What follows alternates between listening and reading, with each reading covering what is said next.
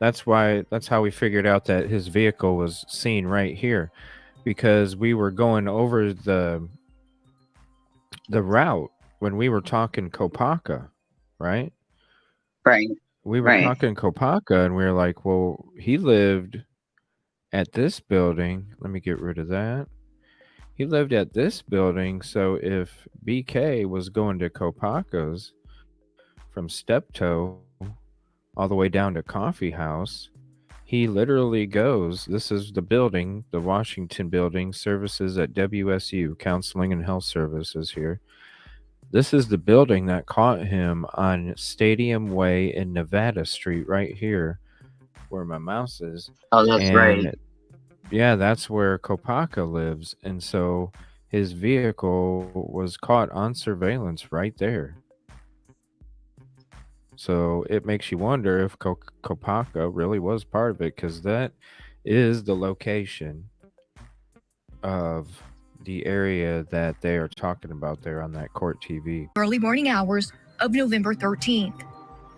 At 2:42 a.m., the affidavit alleges that Bryan Kohberger's phone places him likely at his apartment on the WSU campus, where he was a PhD student studying and teaching criminology.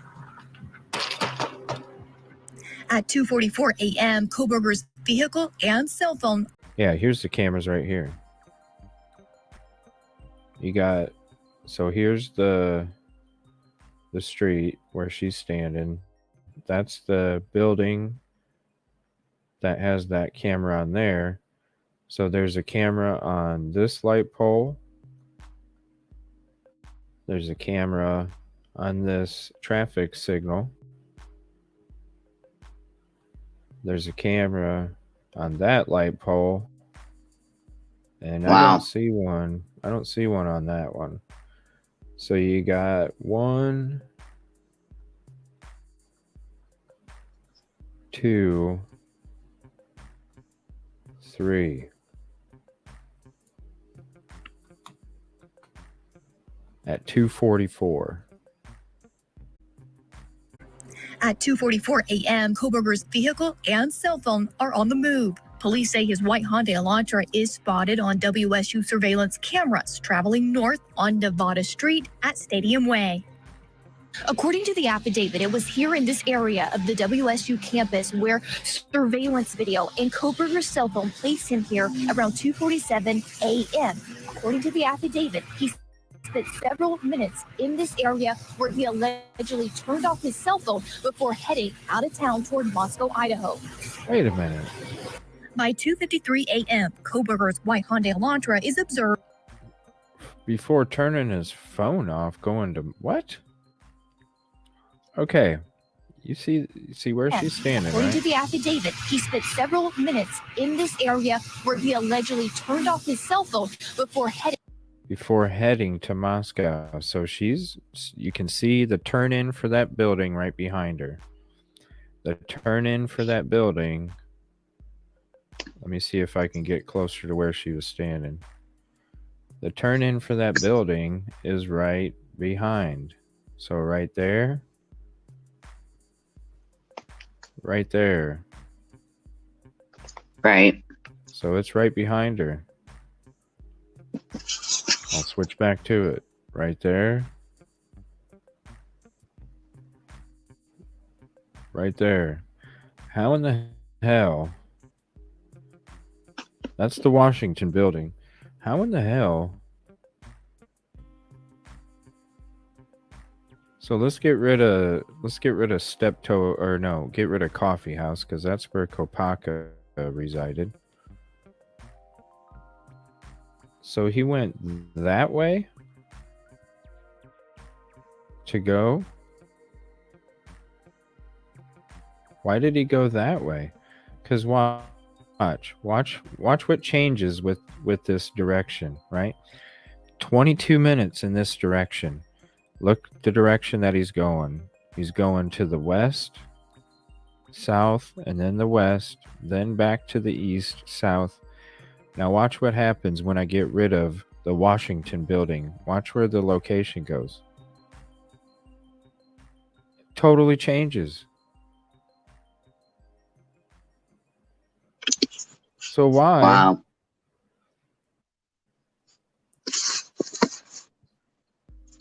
So why are you going this way? Why does it keep popping up?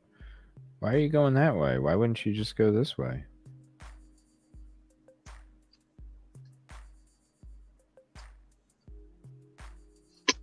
Who 'Cause knows? if you're trying to commit a crime, right, wouldn't you go where there's less cameras?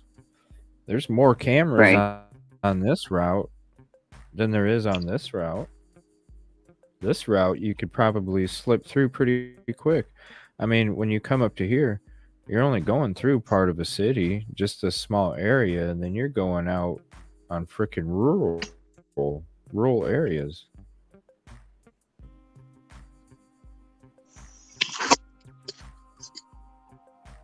I mean, look at all that. That's just rural, all the way until you get to Moscow. I don't know. That's weird to me. Yeah. Okay. Out of town What's up, toward Ray? Moscow, Idaho. By 2:53 a.m., Kohberger's white Hyundai Elantra is observed heading in the direction of Moscow, Idaho. At 3:26 a.m., the affidavit then places Kohberger's vehicle, now in the town of Moscow, in this residential neighborhood on Indian Hills Drive. This happens to be a road directly overlooking the Moscow Police Department. The Elantra is picked up on surveillance video moving west past the 700 block of Indian Hills. At 3:28 what doesn't a.m., make video sense shows either. the vehicle on Steiner Ave. That's what doesn't make sense either.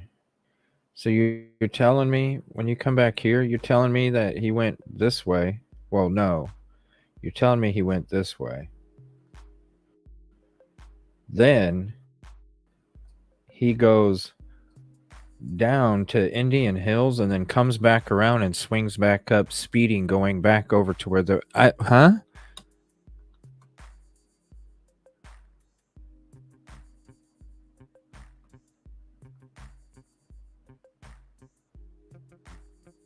Out of town toward Moscow, Idaho. By 2:53 a.m., Kohberger's white Hyundai Elantra is observed heading in the direction of Moscow, Idaho. At 3:26 a.m., the affidavit then places Kohberger's vehicle, now in the town of Moscow, in this residential neighborhood on Indian Hills Drive. This happens to be a road directly overlooking the Moscow Police Department. The Elantra is picked up on surveillance video. 700 Indian Hills Road. Give me 1 second. 700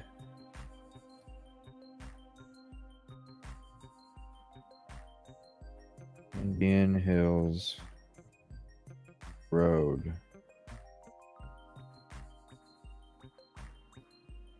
Drive or road? Because I got drive.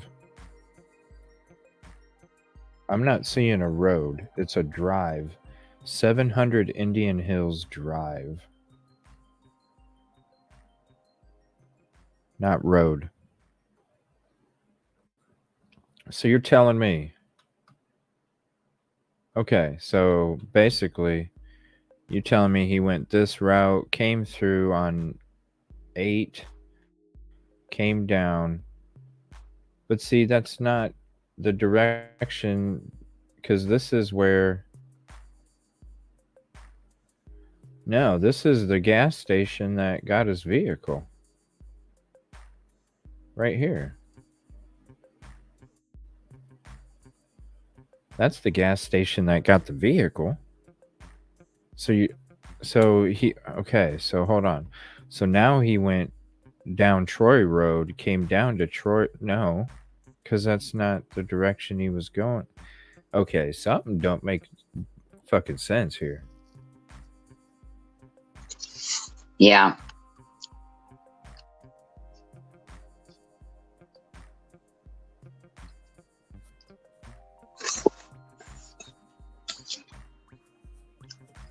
I don't know. Something don't make sense.